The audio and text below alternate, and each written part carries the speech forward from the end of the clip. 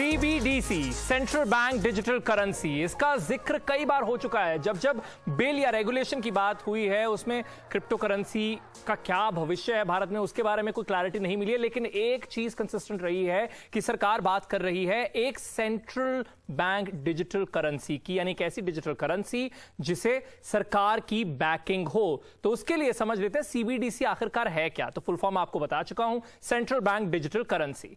अब ये central bank की तरफ से जारी की गई डिजिटल करेंसी, यानी भारत के लिए समझ लीजिए आरबीआई इसे जारी करेगा। तो जो फिएट करेंसी होती है, ये उसका वर्चुअल फॉर्म होगा। इसका सबसे बड़ा एडवांटेज है कि सरकार की विश्वसनीयता इसके साथ जुड़ी हुई है। ये यूनिवर्सल है, यानी हर जगह आप इसे एक्सेस कर सकते हैं। तो यहां पर सीबीडीसी की बात हो रही है, लेकिन क्या भारत इसके लिए तैयार है, उसकी चर्चा हम हमारे मेहमान के साथ करने वाले हैं। Subhash Chandra Garg, former finance secretary यानी पूर्व वित्त सचिव हैं, हमारे साथ जुड़ रहे। बहुत बहुत स्वागत है आपका कॉफी एंड क्रिप्टो में। तो सबसे पहले, जो कहीं पर भी विश्व में जब जब सीबीडीसी की बात होती है तो कुछ फाउंडेशनल प्रिंसिपल्स की बात होती है कि ये नॉन डिसरप्टिव हो, कोएग्जिस्ट कर सके। तो आपको क्या लगता है इंडिया के लिए किस की प्रिंसिपल की बात होनी चाहिए सीबीडीसी के लिए?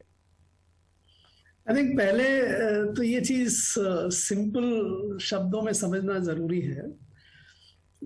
इसको बहुत ज्यादा सीबीडीसी ऐसा लगता है जैसे कोई पता नहीं क्या मुसीबत या कोई बहुत बड़ी कोई साइंस का एक्सपेरिमेंट हो रहा है, ऐसा लगता है। हम लोग सभी इस्तेमाल करते हैं बैंक नोट्स को, जिसको हम कैश कहते हैं।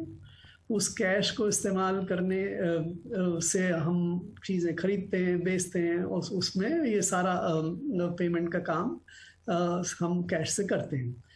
अब आप वो कैश हमारे पास फिजिकली रहता है, हमारे वॉलेट में रहता है, जेब में रहता है, उसमें रहता है।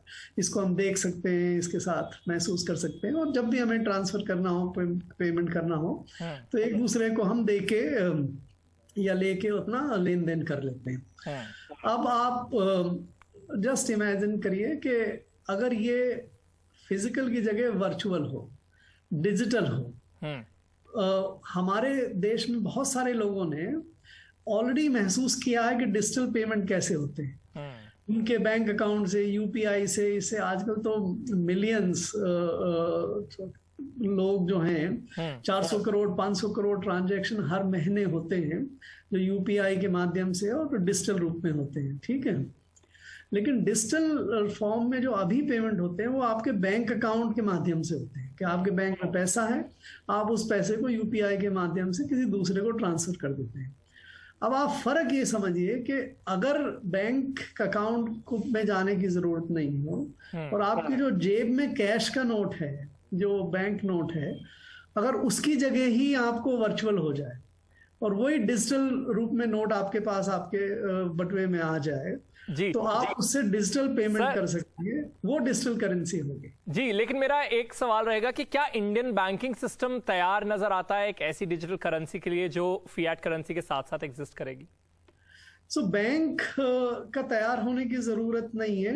इसका डिजिटल करेंसी जब भी आरबीआई जारी करेगी, वो एक्चुअली बैंक की जरूरत नहीं होगी उसको करने। यही फर्क है। अदरवाइज बैंक तो आज के जरिए आजकल हो ही रहा है, यूपीआई वगैरह के माध्यम से डिजिटल पेमेंट।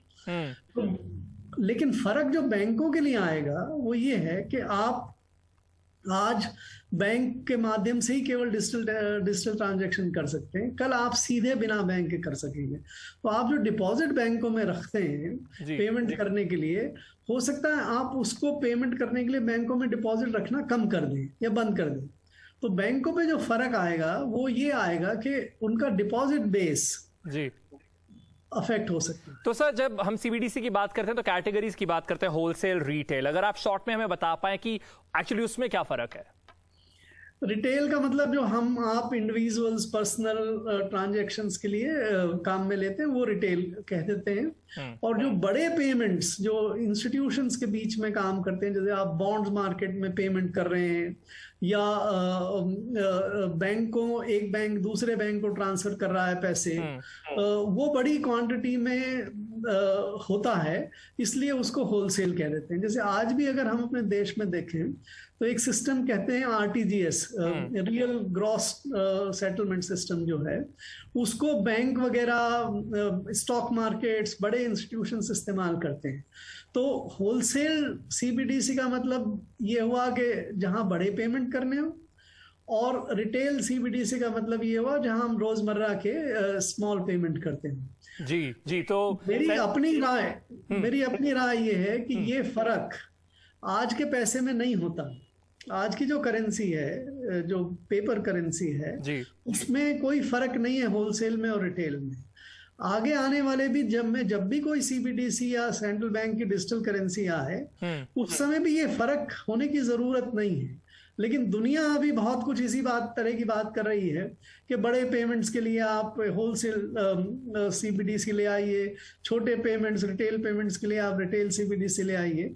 दोनों में जरूरत नहीं होनी चाहिए। जी, बहुत बहुत शुक्रिया सर हमारे साथ जुड़ने के लिए और हमें सीबीडीसी से इंट्रोड्यूस करवाने के लिए।